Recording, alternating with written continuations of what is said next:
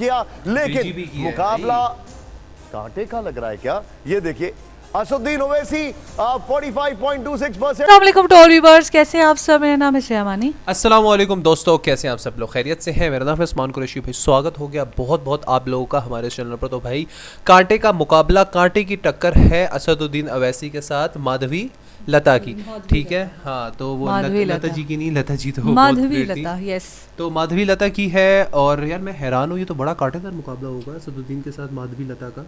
हाँ, ये तो लग रहा है, ये तो भाई देखने वाला होगा। लेकिन यार हमारी बेस्ट विशेस जो है वो स्पेशली है ही असदुद्दीन साहब के साथ।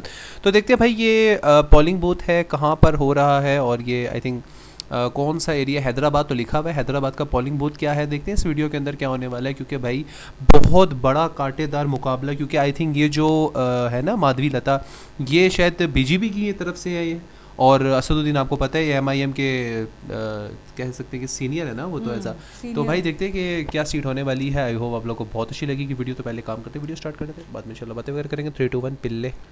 इसके बाद अब बात करते हैं माधवी लता। सुमेरा यहाँ पर होकर आई हैं अभी परसों की बात है, बहुत धूप थी, इसका बहुत बढ़िया इंटरव्यू किया, लेकिन मुकाबला कांटे का लग रहा है क्या? ये देखिए असदुद्दीन ओवैसी 45.26%, बीजेपी 36%। ये भी अपने आप में अचीवमेंट है वैसे, अगर अभी तक ये ट्रेंड दिखाई दे रहा है। और जो तय नहीं है वो 7.35%। बहुत जबरदस्त बोलती है वैसे ये। और ओवैसी साहब की तो क्या कहना? ओवैसी साहब का क्या कहना भाई? एक और बहुत दिलचस्प सीट जहां पर एक पार्टी के अब 2 धड़े हो गए, और नंद और भाभी यानी परिवार के भीतर और वोट देने को लेकर भी जो हो रहा है कि असली पवार कौन है, फिर ये कहा जा रहा है कि असली एनसीपी कौन है। आप इसको ध्यान दें तो देखिए यहाँ पर सुप्रिया सुले कंफर्टेबल दिखाई दे रही हैं, आगे दिखाई दे रही हैं, यानी शरद पवार के साथ ही लोग जाते हुए दिखाई दे रहे हैं। 55.67% वोट उन्हें मिल रहा है। अजित पवार गुट को, एनसीपी के यानी सुनेत्रा पवार को 29.12% वोट मिल रहा है, और जो वोट तय नहीं है वो 15.21% है। हालांकि जो वोट तय नहीं है वो भी बड़ा है अंतर, लेकिन उसके बावजूद सुप्रिया सुले फिलहाल बढ़त बनाए हुए हैं, और बड़े अंतर से बढ़त बनाए हुए हैं। इसके बाद जो अगली सीट हमारे सामने आ रही है, आइए जरा प्ले करें। अगली सीट इस वक्त, अब ये बड़ी इंटरेस्टिंग सीट है, नई दिल्ली। बांसुरी स्वराज, बीजेपी 50.47%, सोमनाथ भारती 39.97%, और जो तय नहीं है वो 9.56% है। अगली सीट बड़ी हाई प्रोफाइल सीट है। इनका जो नॉमिनेशन पेपर्स में इन्होंने जो डिक्लेरेशन दिया था उसको लेकर काफी सारे सवाल जवाब हुए। तिरुवनंतपुरम, केरल, राजीव चंद्रशेखर। अब यहां पे टर्न अराउंड हुआ है हमारे पिछले और अभी के ओपिनियन पोल में। शिव और संदीप, पिछले और अभी के ओपिनियन पोल में टर्न अराउंड हुआ है। बीजेपी 43%, और यहां पर शशि थरूर 22%। पिछले ओपिनियन पोल में एकदम ऐसा उल्टा था, इसका बहुत क्लोज था, और जो तय नहीं है 15.42%।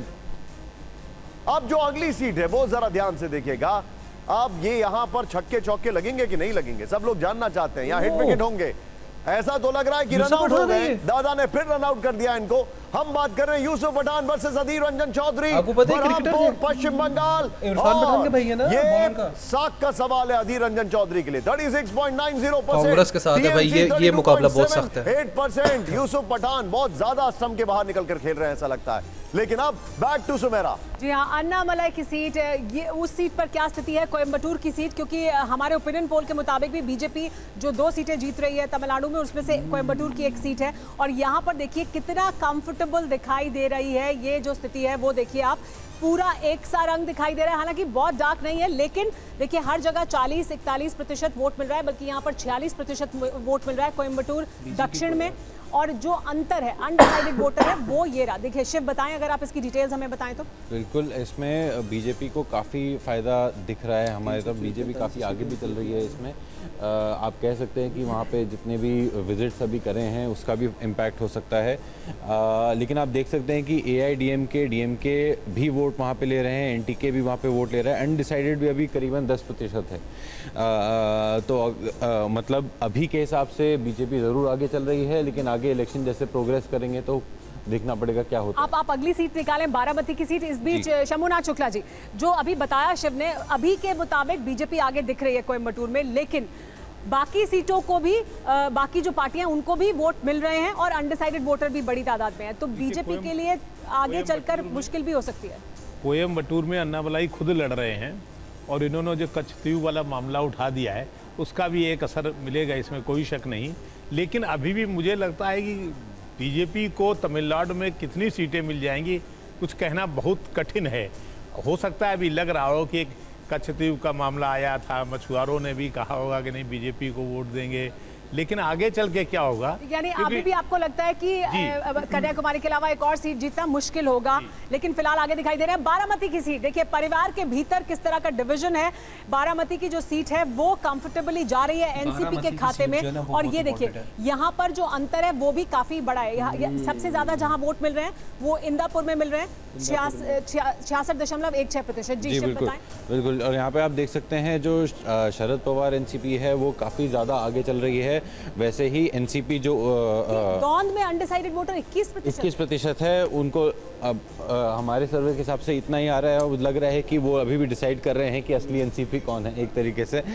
लेकिन आप ये समझ सकते हैं अगर उस वोट को आप जोड़ भी दे तब भी शरद पवार एनसीपी बहुत आगे चल रही है। यानी एक तरह की सिंपैथी दिखाई दे रही है शरद पवार गुट के साथ एनसीपी के, और वो दोनों शिवसेना उद्धव ठाकरे और एनसीपी शरद पवार के साथ दिखाई दे रही है महाराष्ट्र में, जो हमने कल ओपिनियन पोल में भी तस्वीर दिखाई, और इसी वजह से ये तस्वीर दिखाई दे रही है एनसीपी के लिए। जी निशांत, अब जो मैं आपको दिखाने वाला हूं उस पर जरा ध्यान दीजिएगा, क्योंकि ये जो दो सज्जन यहां पर बैठे हैं, एक का नाम है शिव और दूसरे का नाम है संदीप, ये बहुत अपने पिटारे में से बहुत कुछ लेकर आने वाले हैं।